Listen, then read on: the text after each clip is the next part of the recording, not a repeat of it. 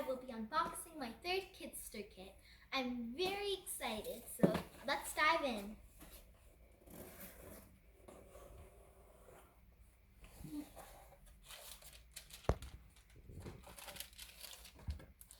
Oh wow, what is this? We'll be finding out soon. Foodie Fun magazine.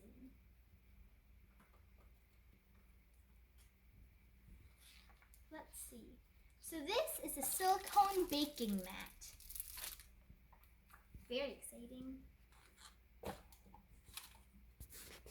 A project of Kidstir, Master Chef Junior. Oh wow, this is so cool.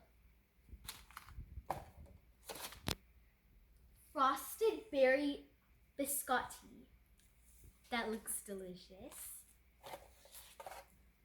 Stained glass cookies. I've always wanted to do stained glass cookies. And now I finally have a recipe. Let's see. Sadie's chocolate rougalach. I think that's how you pronounce it. Enjoy a classic cookie with a chocolate twist.